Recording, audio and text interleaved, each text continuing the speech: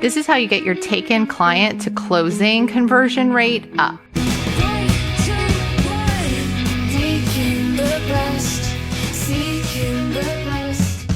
Hi, I'm Kathryn with Seeking the Best, and I want to talk to you about once you take a client and getting them to closing and how to improve that conversion rate. So the national average from take-in to closing is 80%. So that factors in some of the fallout that you might have with writing offers. So you take a client, you might write more offers than you actually close, but this factors that in.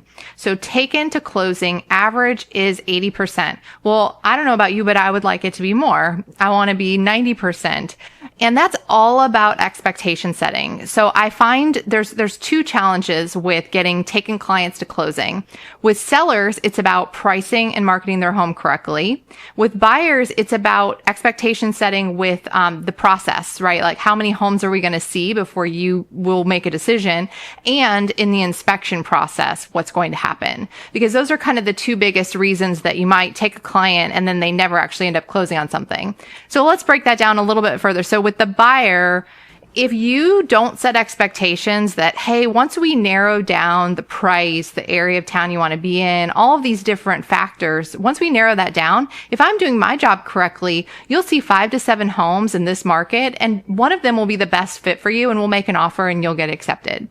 If you're not setting that expectation, they're going to be sending you all kinds of stuff. Hey, can we look at this one? I know we said we didn't want to go over there, but this one looks perfect. And then you're running all over town for a year before they do something, or maybe they never do.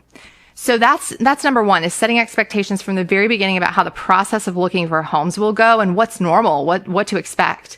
And then also in the inspections, that's one of the biggest reasons that a contract would fall through. So maybe you've taken the client, you've written the offer, but then it doesn't close. It's usually related to inspections.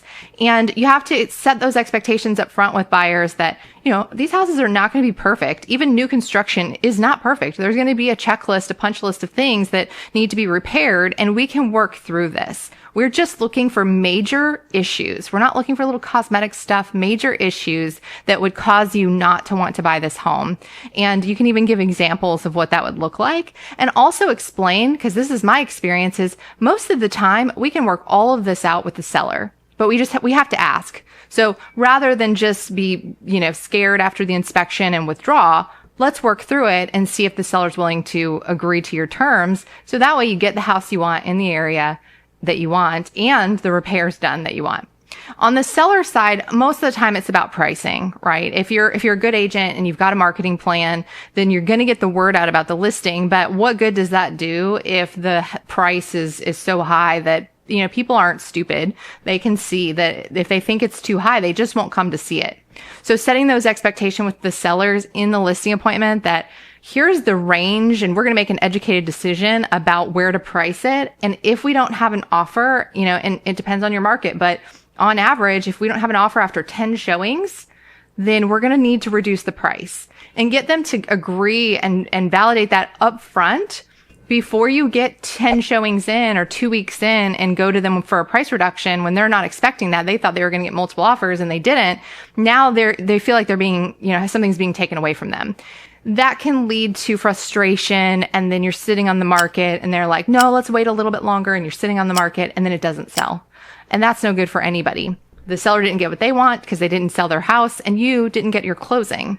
So in order to improve that taken client to closed unit, you have to be sure to set expectations throughout the process.